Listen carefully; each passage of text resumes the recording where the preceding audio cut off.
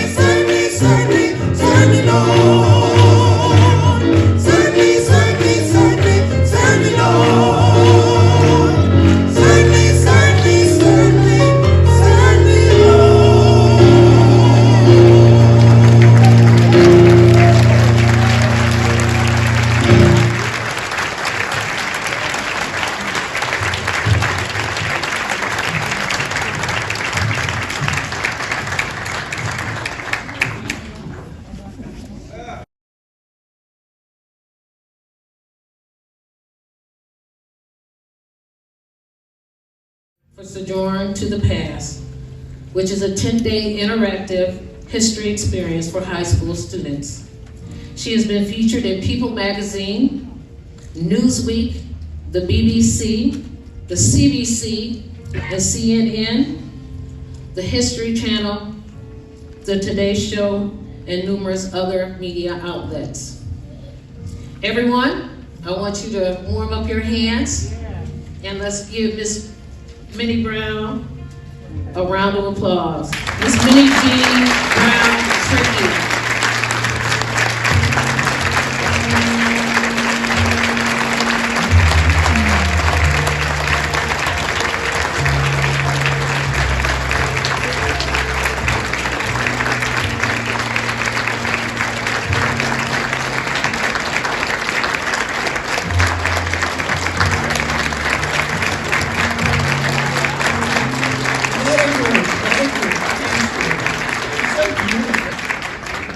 Special for me to be here. I'm honored.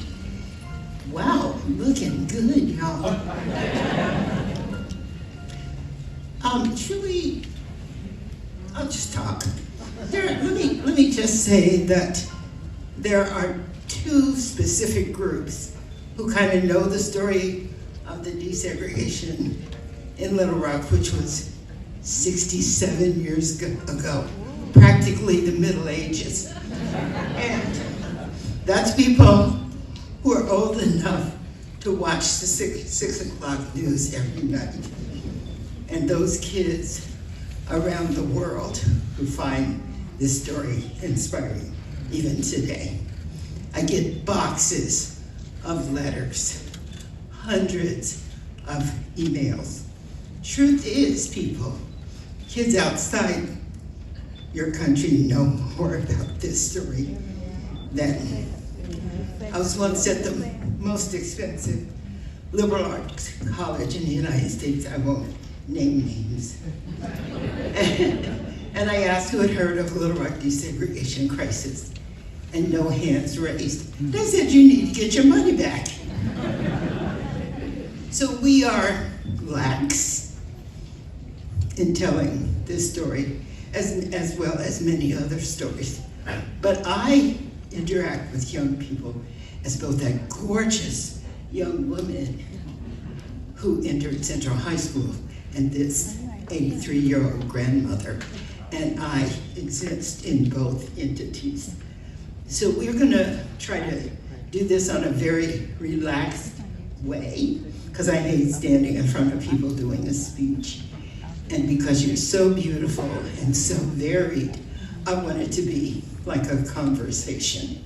So I'm honored to be here for both the 50th anniversary. Thank you, Jerry Jones, for inviting me. I love places like this, spaces. I read all about the organization, and it suits me with my social work background. I'm really honored to be here. I hope you ask me really hard questions. I'm gonna just since we're talking about Dr. King, I'm gonna talk about him, knowing him briefly as a 15-year-old. There was a Montgomery bus boycott. You know, you really want to know that the reason there were so many preachers in the civil rights movement was because they had jobs that they couldn't be fired. I bet you didn't know that. But that was the strategy. And thinking about, we kind of, when we're like 14 or 13, a couple of things happened. First, the Brown decision, which said segregation in public schools is unconstitutional. And I thought that it meant that my friend Jefferson, who lived across the street from a white school, could just go there. Well, that wasn't how it worked. And the other thing was the lynching of Emmett Till. And that was very powerful for me as a young person, because we were exactly a month. He was 1 month older than I was, so it has reverence for me. And it was, I lived in Little Rock, in a very safe segregated bubble. I knew that outside there was all kinds of racism, and I knew that I got on the back of the bus, but I was very safe. And the reason I'm really fascinated about being here, there was a place called the Dunbar Community Center, and it was very much like this center where Black kids could go and feel safe. And my sister tells a story where I took her to see Ike and Tina Turner, and it would cost 50 cents, okay? That's how old I am, okay? You know, I'm loving 83. You cannot believe how exciting it is. I have 2 free Canadian knees, and hey.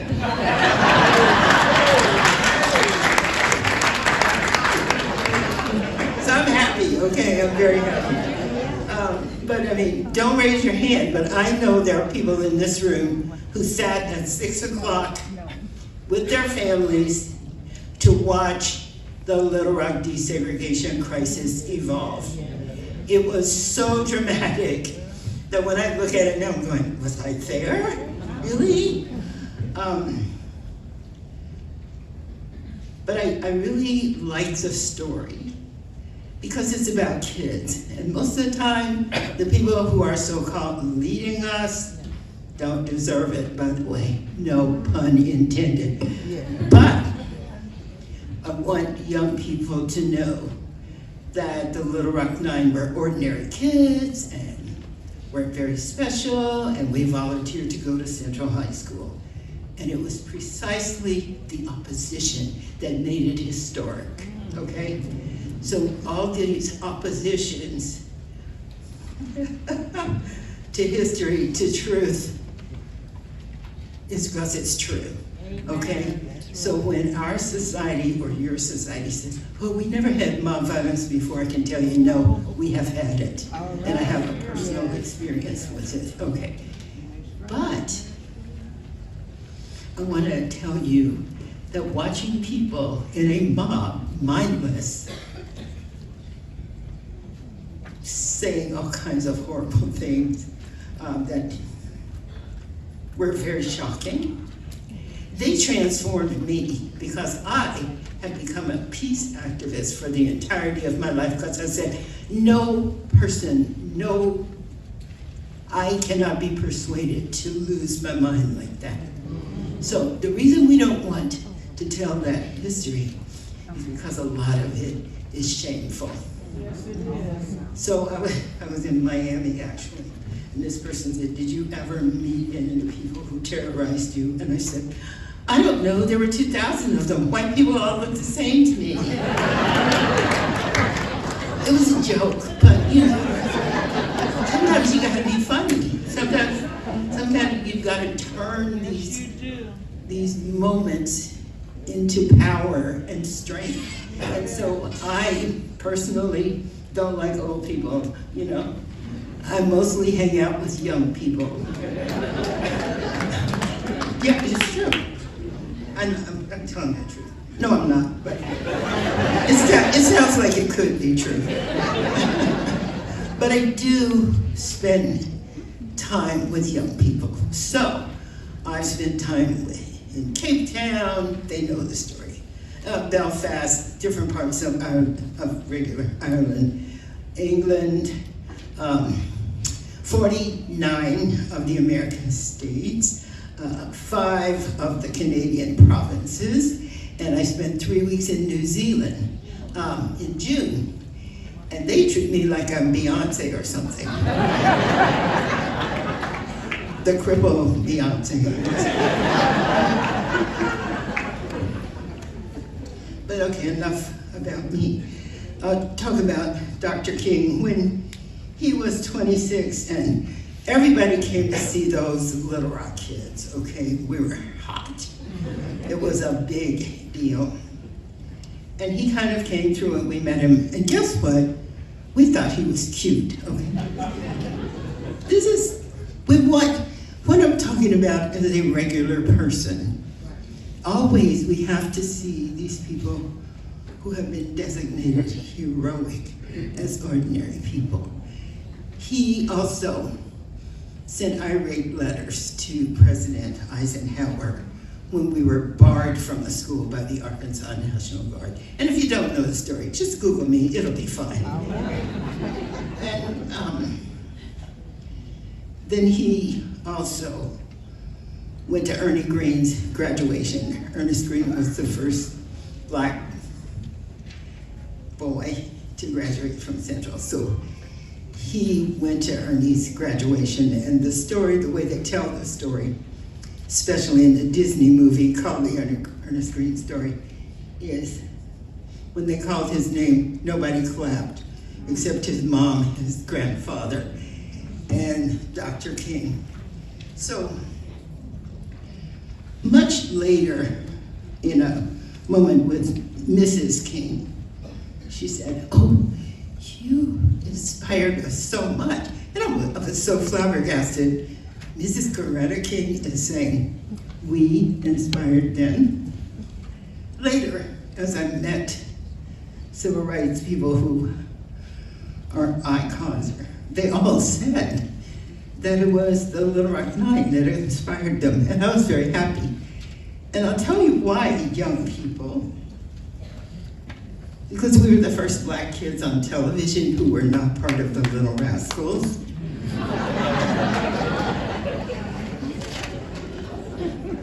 And it was a moment in time that transformed the world.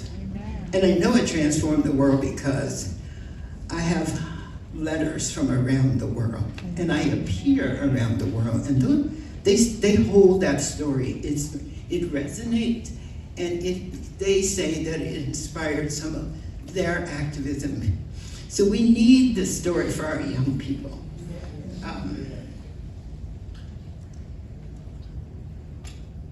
Just give me a minute here.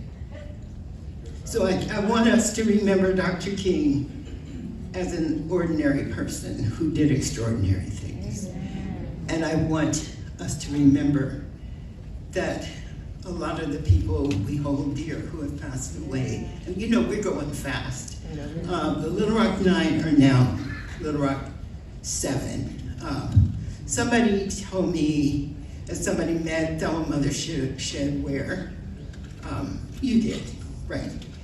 So she passed away in October. So we're going, and we deserve to go. The other thing that I would say is social justice activism is a life sentence. And I have this fancy cane that my kids gave me, and they are instructed to put rhinestones on my wheelchair if necessary, because I will be doing things until I'm called to obey.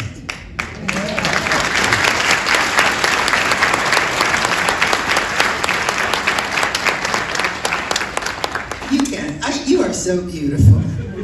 You are absolutely beautiful group. I'm so pleased to be here. So, should we let the Wild Rumpus start? Anybody heard? Well, anyway. Anybody know the book, The Wild Things? Okay, let the Wild Rumpus start. How about we have a conversation? Because I get pretty boring standing and doing the speech. I get really energized when you ask me questions. So, just ask me anything you always wanted to know but were afraid to ask. And somebody will. And I want to congratulate those young people. Ooh, I see it again.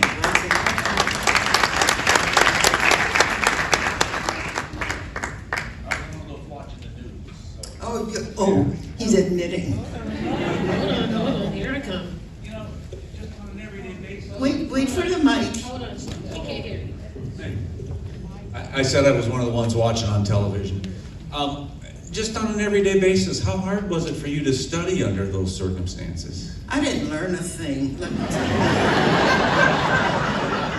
Honestly. That's a good question.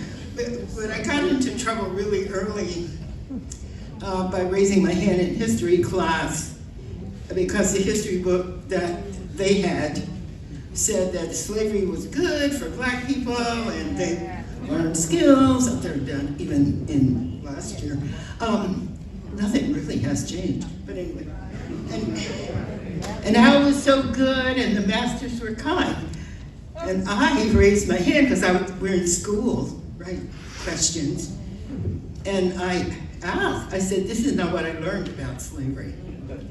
Well, God, the target on my back got bigger. But anyway, later in life I learned that the reason that history book said that was because it was Daughters of the Confederacy who were in charge of history. And I think they probably still are, but we aren't going to admit it. But anyway, so really, I really don't, it was too hard to,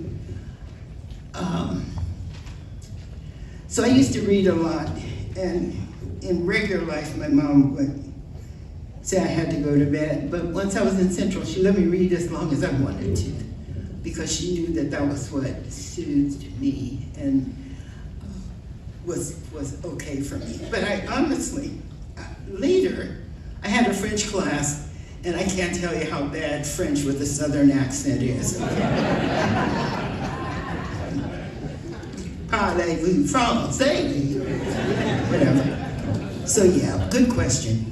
Miss Minnie, we have Miss KB. Did you get to meet Ruby Bridges? Absolutely good friends with Ruby. I'm glad you know that story. How many other people know the story of Ruby Bridges? Not enough people. What are they teaching you in school? What are you learning outside of school? This is ridiculous. These are American history stories. And if they don't teach it, Google it, for goodness sakes. I don't know about a society that tries to stop people from learning things when all the kids walk around with a handheld computer all the time. What kind of craziness is that? Next question. Sorry, Excuse me. Good morning. Thank you for that. It's a question. First of all, I think we dropped the ball, and we thought that schools were doing the right thing, and they weren't. I'm not sure if school is going to be the place where it's going to happen. I've been doing this crazy stuff, this social justice, since I was 15. When I get up in the morning, I can't tell if I'm in 1957 or 2025. I can tell you that. I have a great deal of sorrow for that, because I've been working hard across cultures, nationally, and the whole thing. So I don't think schools are going to do it. And if we know about other ethnic groups who have Saturday school, and sorry folks, it's not going to be easy. Like, we have to take responsibility for that. And you know what? It's all out there. It's all on YouTube. I don't have, what do you call it? I don't buy any kind of television thing. I don't know what you call it. But if a new book comes out, all I have to do is go on YouTube and watch this person speak to a university or have meetings. It's all out there. There's never any reason why we shouldn't know. So not only that, specifically about Little Rock, I think there are about 175 recognizable books about that, because it was so complex and it was so United States history. But we just see it as, what? The United States history books for high school, they have a half page on Little Rock. I've gone to schools where they use the Little Rock desegregation crisis for the whole year because it teaches all kinds of civics, history, all kinds of things. That's how complex that event was. So I'm afraid you're gonna have to do it yourself. Nobody, all kinds of people say change does not come easily and that we have to get it. So my challenge to you is if I come back here and I ask you how many people know about Ruby Bridges, everybody raises their hands. That's how it is. We cannot be intellectual, thoughtful, courageous, conscientious citizens if we don't know anything about the history of the country. And it ain't Black history, it's United States history.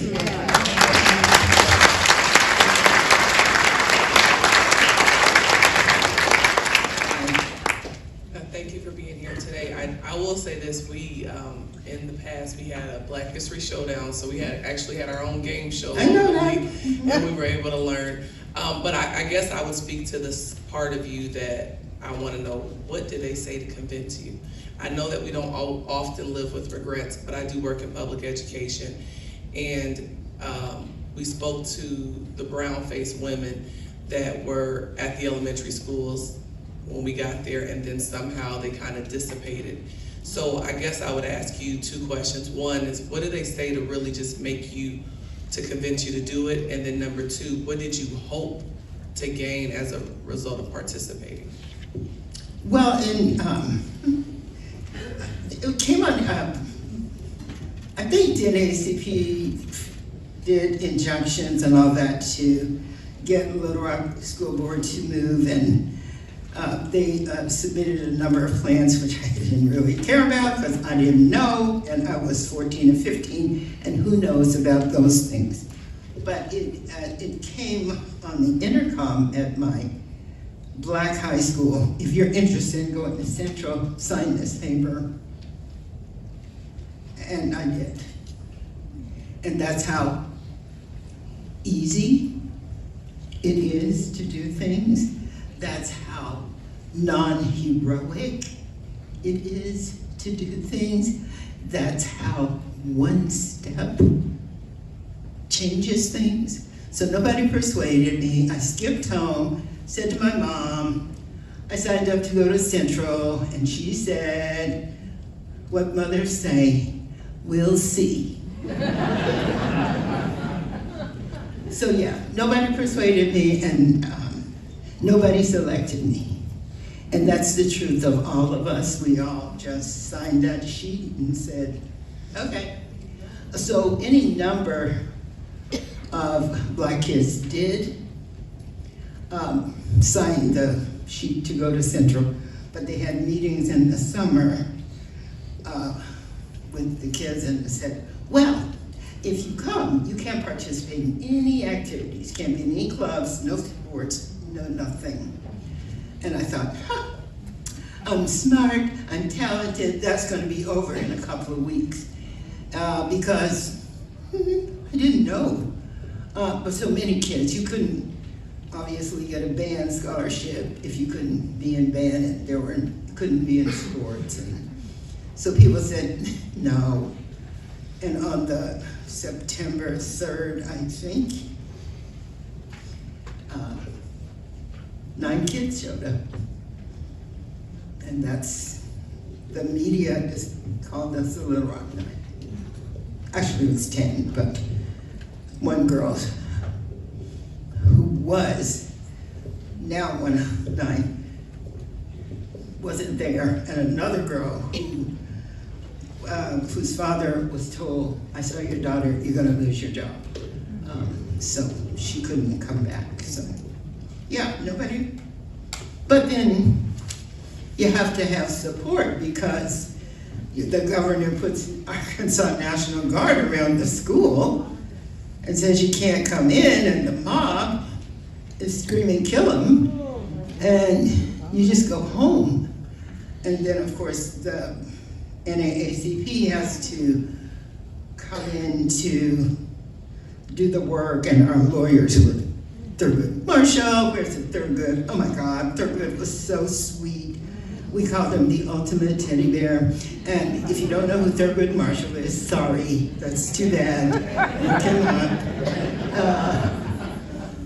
So we had absolute top-of-the-line lawyers because we had to go to federal district court. And President Eisenhower was negotiating with Governor Faubus to remove the Arkansas National Guard, and it took him 3 weeks to do it, and then, I know this is not the answer to your question, but it got me started. So we went creeping in through the side door.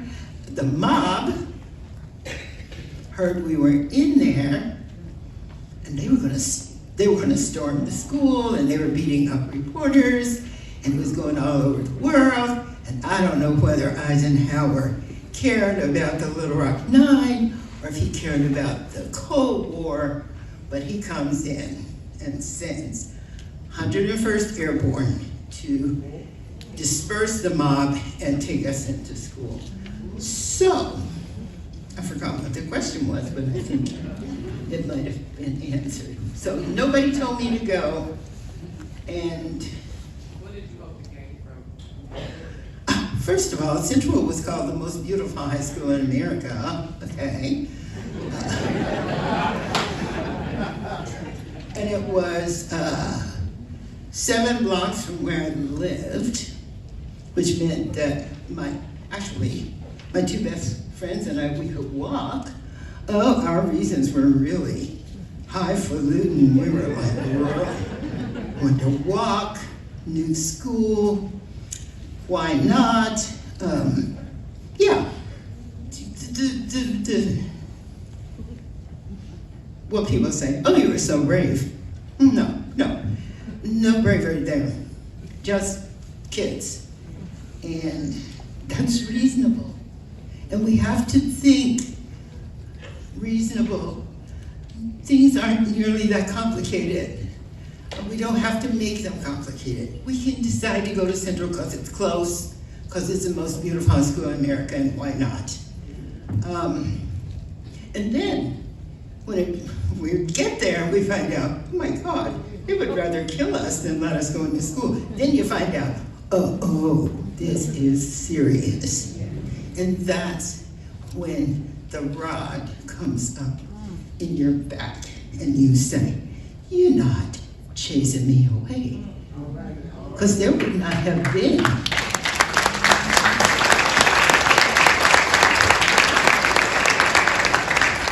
The idea is to scare these kids to death so that they will go home. That's right. And no, we said, oh no, ooh, I love the way you're acting. You're supposed to be the superior people. I really like to see you act a fool. So I learned a lot on that day. White supremacy, never again for me. Okay? So let's learn something when we do stuff like this. Let's transform our lack of knowledge very quickly and simply. Oh. We have a question over on this side.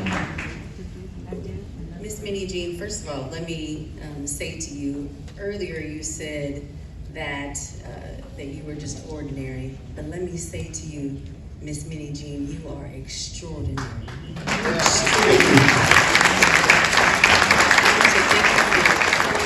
And your sacrifice for segregation, so thank you for that. My question to you is, I'm sure that you probably have answered it, but was there a specific time that you felt threatened or scared? A specific, I mean, there were so many things that were going on all at once, but just a specific time during that? I mean, every day. How's that for an answer? Well, first of all, they, whoever was in charge when they figured out we were going to go, they put our names and addresses in the newspaper. So, Wow. Oh yeah. Mm-hmm. So every day, our phone. My dad had a little business, which he of course lost, was gone. So we had to answer the phone because we had an ad in the paper. And that was constant. But I had a 3-year-old brother.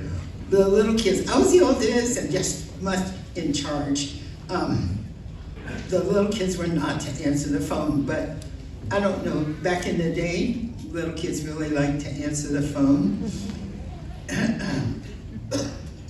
And he'd run to answer the phone, and then we would have to take it from him, and somebody would be saying, when a child of 3, we're coming to kill you, we're gonna burn your house down, we're gonna do all this stuff. This is every day, all night.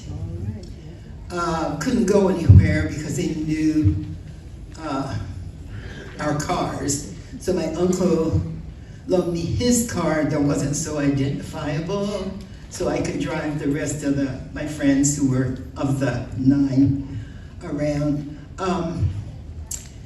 In the school, the 101st kept a lot of the direct attacks down because we had a guard who walked behind us, but they couldn't go in the restrooms. This is how crazy it is.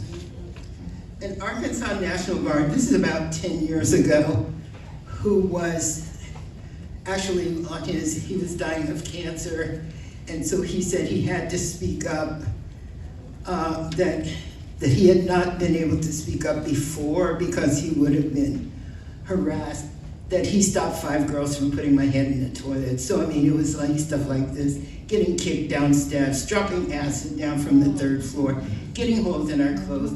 Acid was thrown in Melba's eyes, and her guard flushed her eyes out. Let me tell you something, I call it American terrorism at its finest. Wow. So any kind of thing you want to talk about now about what's terrorism, I'm saying, we know, we could have told you. Yes. But you know what, it took this country about 30 years, they never even admitted that it happened. It was like, what, Little Rock? We don't know. Was that? Finally. I think it was the introduction of Eyes on the Prize, which is a documentary history of the civil rights movement, and if you haven't seen that, you're also still very miseducated. Good luck in the modern world. So I think it was the introduction that they had to admit it because there was all the footage. So it was every day, everywhere, all day. Wow. A sociologist interviewed some adult women who had been white girls, and they said they hated me specifically. Well, that Minnijean, she walked the halls of the Central like she belonged there, so they hated me. So I own that accent too, so don't even give me a try. Don't even go there. I can code switch like nobody's business.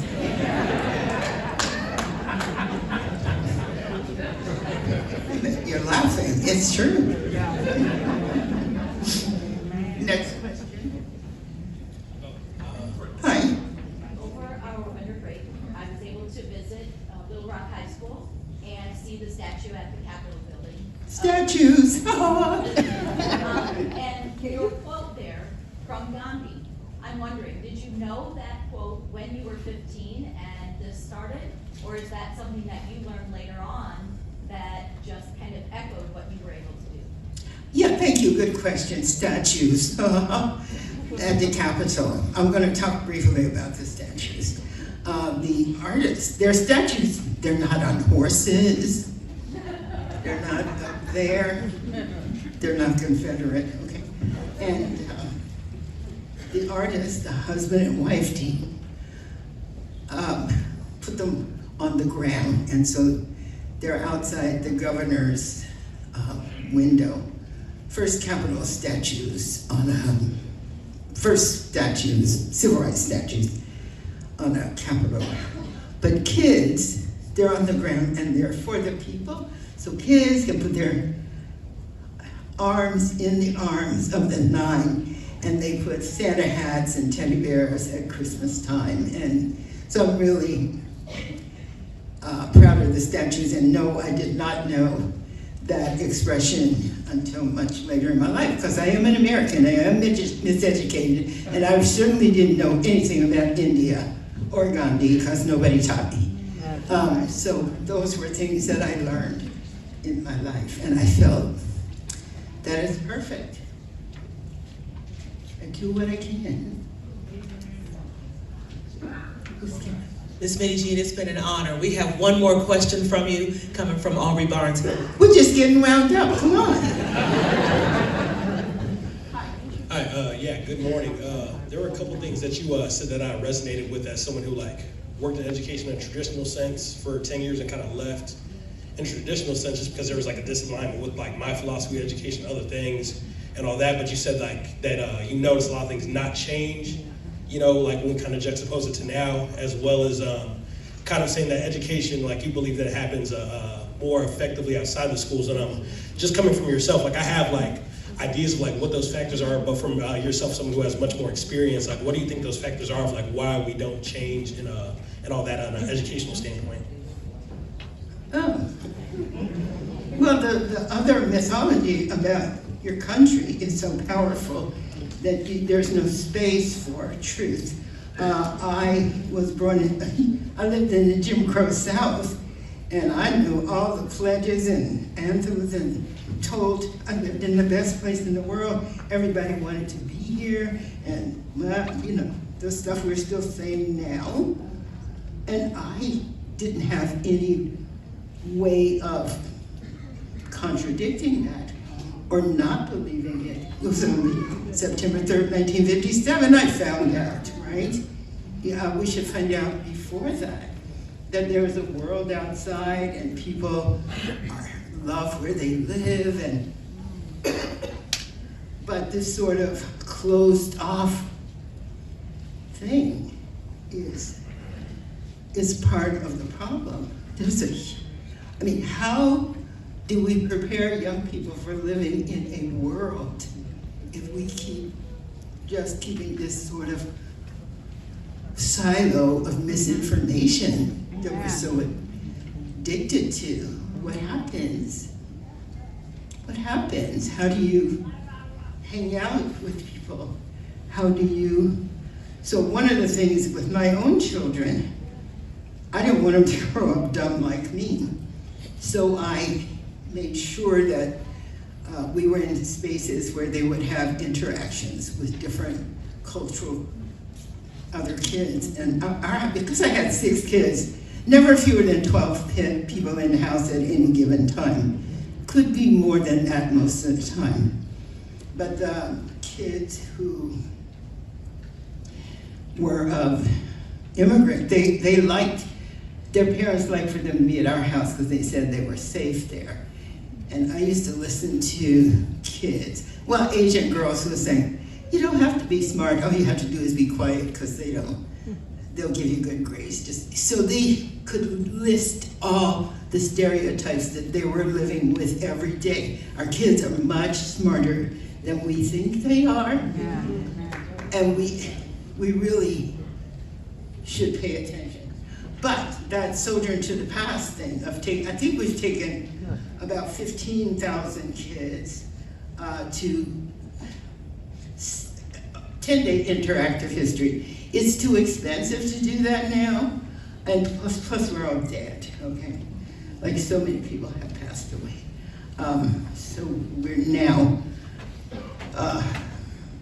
talking to Medgar's daughter, and we're talking about the 4 little girls. We're talking to Denise McNair's sister, and so we are dying rapidly because it's from that period.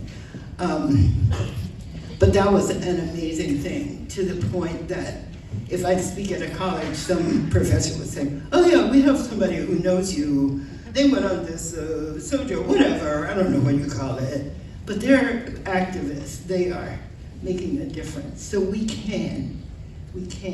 There's a group of kids in Youngstown, Ohio, who black kids, Youngstown was named the worst city in the United States or whatever. So they're a group of black kids who went on sojourn to the past. They went home, established teaching nonviolence in the study halls, and pretty much opposition, having a nonviolence week, getting the governor to declare October on Nonviolence Month. They have a parade every year, and if anybody had looked at those kids at any point in time, they would have said, oh, these kids are least likely to do something. So among the kids we take, they're affluent kids, they're less affluent, and then there are poor kids. So we can't judge the kids by what they look like, and we never know what kind of magic is going to come. So that's kind of how I'm open for all kinds of magic. I am open to learn. I feel that that's what makes me happy. And if we can all be, if you're like a quarter as crazy as I am, you're fine. Otherwise, so she said, that's it, right? Apparently.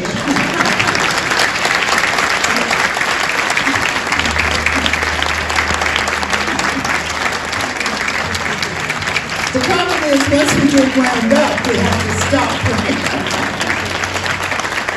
Thank you so much. You're wonderful. Thank you. Beautiful.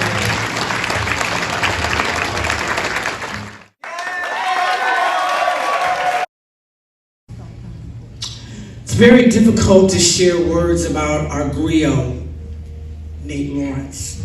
As it is with all griots, he had seen so much, been a part of so much, touched so many people in so many areas, and taught so much, you will never cover it all. His involvement and work included working across the Quad Cities community in groups and organizations such as River Action, Mississippi Valley Blues Society, United Neighbors, Martin Luther King Center, Mount Zion Baptist Church, Home Folks Communications, and the list will go on and on. Blues in the Hood, Jazz and Blues Restoration Project, and of course Polyrhythms, which led to the Bill Bell Jazz and Heritage Festival. Polyrhythms, which means many rhythms, comes from the idea that every one of us possesses skills, talents, ideas, and that when combined will make and create a better and more healthy community. The natural progression was the creation of the Jazz and Heritage Festival, something that had never been done here before, right here in the middle of the Black community, in a space that stood in the center, surrounded by several blocks where so much music had been performed. The idea was to honor not only the music and musicians, but to celebrate the lives of our ancestors and to use the music to continue to build community. A griot, in the tradition of West Africa, is historian, storyteller, poet, musician, who is responsible for preserving and passing down histories, genealogies, and cultural traditions through song and narrative, essentially as the keeper of a community's history through oral traditions. This certainly describes Nate, a fearless leader. One of the favorite quotes of Nate's came from his cousin, Donald Meade. It said, "You can't teach where you're going. You've got to teach where you come from." Reminding us that if we teach what we know and we remember where we come from, we can build where we are, where we stand. We don't recount stories for our own glorification. We share them so that we help develop a sense of pride and responsibility to pass on those traditions. We learn from the past, building on the future, as Nate did.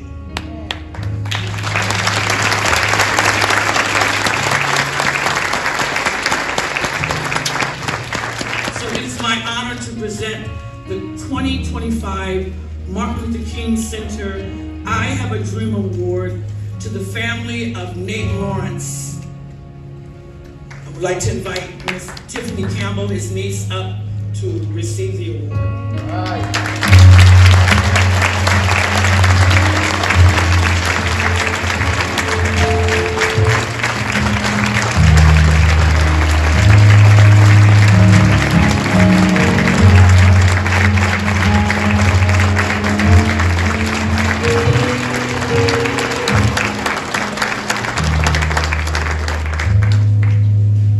Tiffany, would you like to say a few words? First of all, give honor to God. Sharing with us today, and also thank you for your contribution to the struggle. And for the rest of us, if you didn't know, now you know. The struggle continues.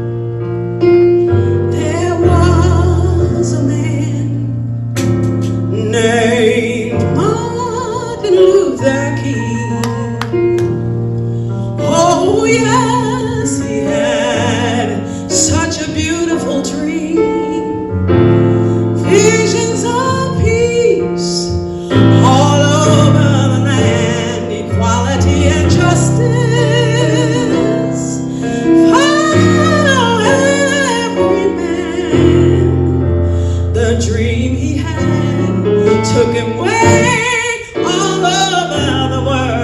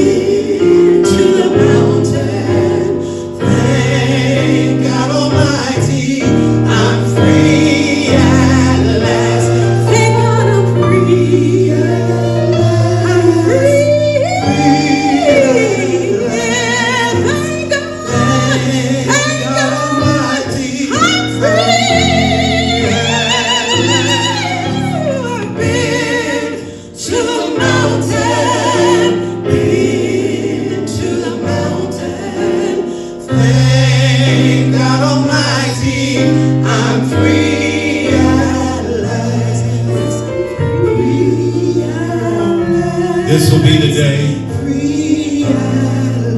This will be the day when all of God's children, black men, white men, Jews and Gentiles, Protestants and Catholics, will be able to join hands and sing in the words of the old Negro spiritual. Free at last, free at last. Thank God Almighty. I'm free at last.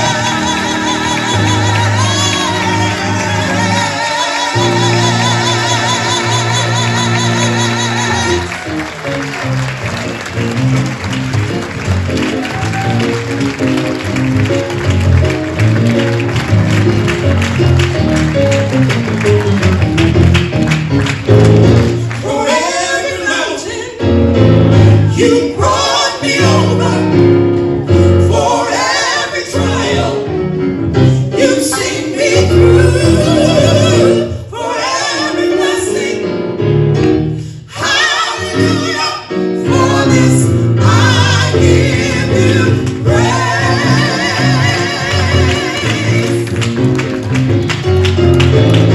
For every mountain you brought me over, for every trial you've seen me through, for every blessing, hallelujah, for this I give you praise.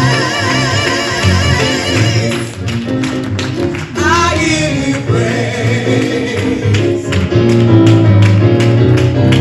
I give you praise. I give you praise. I give you praise.